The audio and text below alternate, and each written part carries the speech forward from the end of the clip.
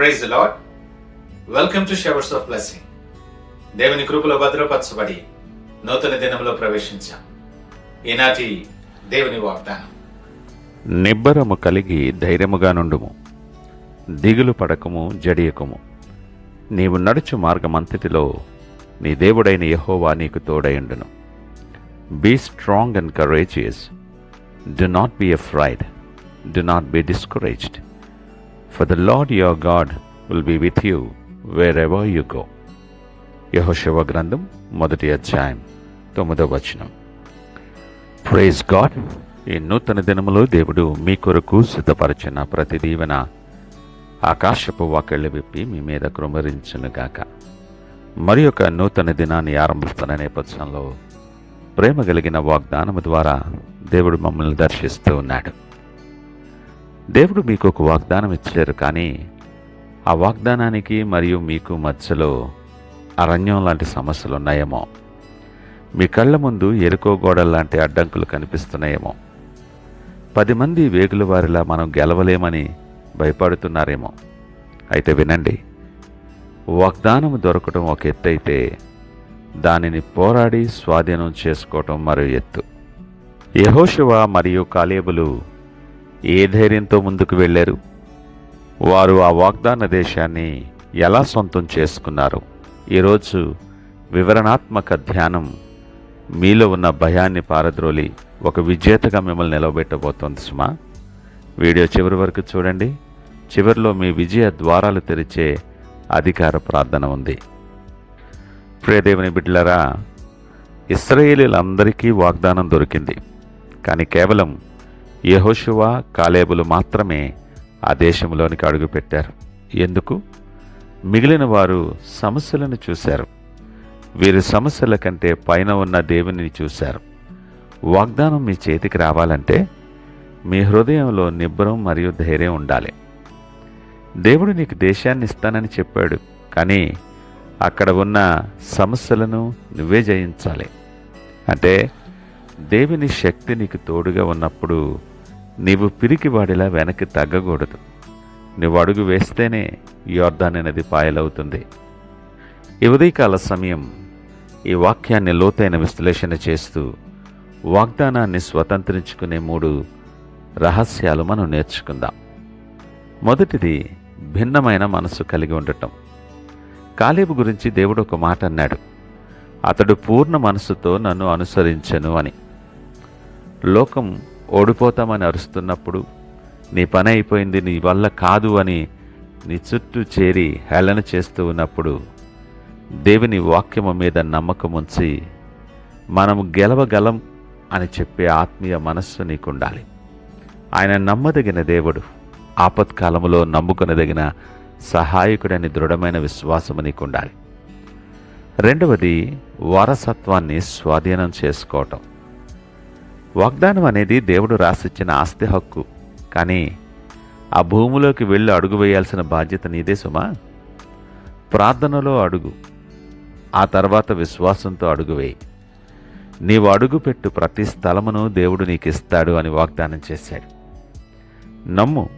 నమ్ముట మీ వలనైతే నమ్మువానికి సమస్తమును సాధ్యమే.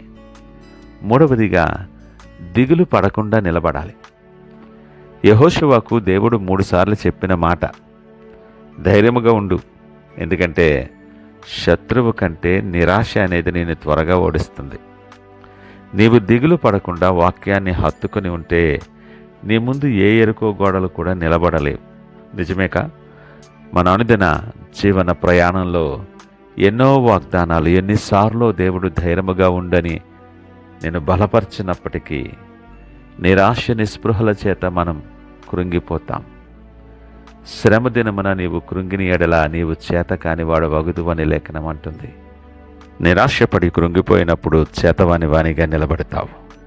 ఈ మాటలు వింటున్న ప్రియ దేవుని జనాంగమా, ఒకసారి గంభీరంగా ఆలోచన చేయండి. మీరు వాగ్దానం దేశం ముందే ఉండి అక్కడ ఉన్న సమస్యలను చూసి వెనక్కి తిరిగి చూస్తున్నారా? 10 మంది వేగుల వారిలా వారు మాకంటే బలవంతులు అని సాకులు చెప్తున్నారా? మన పొరపాటు ఏంటంటే మనం దేవుని వాగ్దానాన్ని సొంత బలంతో నెరవేర్చుకోవాలని చూస్తాం. నీవు నీ శక్తిని చూసుకుంటే భయం వేస్తుంది, కానీ నీ ప్రక్కన ఉన్న దేవుణ్ణి చూస్తే నీకు ధైర్యం వస్తుంది. పాత పిరికితనాన్ని ఈరోజైనా విడిచిపెట్టు. నీవు నీ మాటను మార్చుకోవాలి. నేను చచ్చిపోతాను, నా వల్ల కాదు అనడం ఆపి, నేను బ్రతికి యెహోవా క్రియలను వివరిస్తానని ప్రకటించడం మొదలుపెట్టు. కాలేబు 85 ఏళ్ల వయస్సులో కూడా నాకు ఆ కొండని ఇవ్వు అని అడిగాడు. అలాంటి పట్టుదల నీకు ఉండాలి. నీవు అరణ్యంలో ఉండిపోవాలని దేవుని చిత్తం కాదు సుమా. నీవు పాలు తేనెలు ప్రవహించే ఆశీర్వాదములోనికి వెళ్ళాలి. భయాన్ని విడిచిపెట్టు. దేవుడు నీకు తోడై ఉంటాడు. ఈ ఉదయకాల సమయం ఒక బలమైన తీర్మానం నువ్వు చేయగలవా?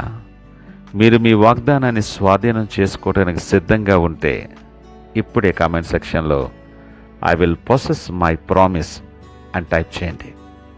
మీ విశ్వాసాన్ని ఆత్మీయంగా ప్రకటన చేయండి.